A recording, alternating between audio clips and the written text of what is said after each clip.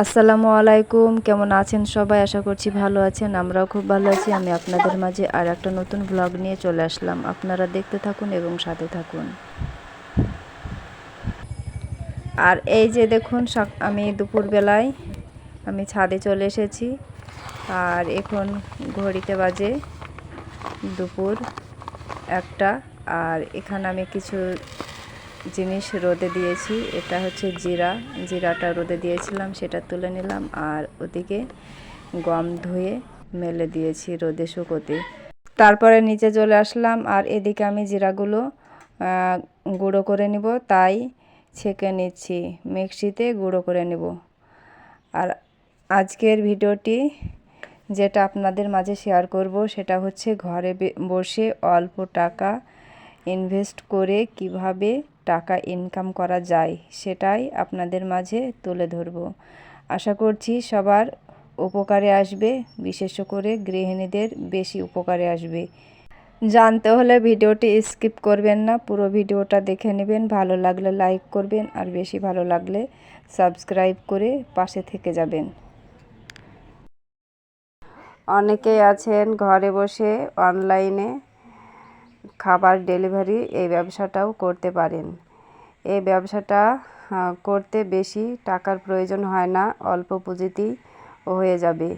ফেসবুকে একটা পেজ খুলে এই ব্যবসাটি শুরু করতে পারেন। চালের রুটি, পরোটা, চিকেন রোল, এসব ফ্রোজেন খাবারগুলো আপনারা তৈরি করে অনলাইনে ডেলিভারি করতে পারেন।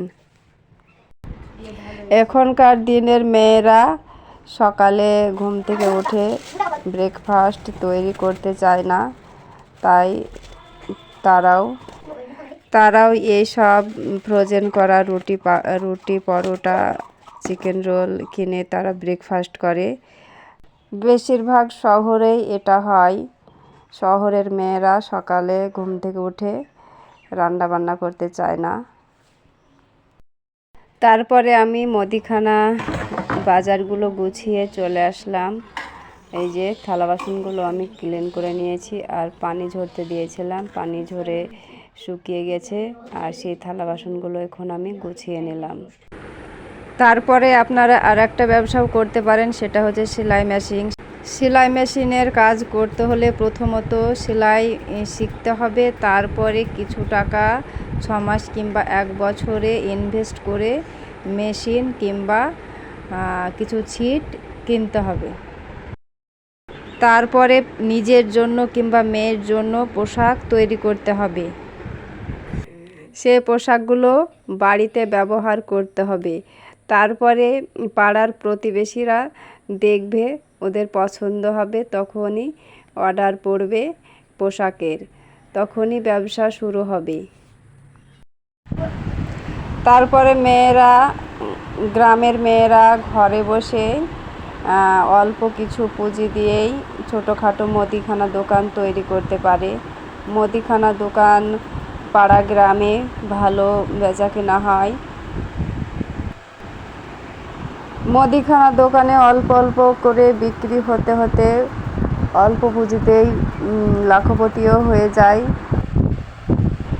আমি যেমন শুরু করেছিলাম অল্প টাকা দিয়ে, এখন আমার ব্যবসাটা বেশ ভালোই বড়সড় হয়েছে। আর এই যে আমি প্রতিদিন অল্প অল্প করে আমি টাকাও ইনভেস্ট করি এইভাবে। আর এইভাবে অল্প অল্প করে টাকা ইনভেস্ট করলে দেখা যাবে বছর শেষে মোটা অঙ্কের টাকা পাওয়া যাবে। আর সেই টাকা থেকে আমরা ভালো একটা শখের জিনিস কিংবা কোনো একটা কাজেও লাগানো যাবে। আজকে আমি 200 টাকা রাখছি। আমি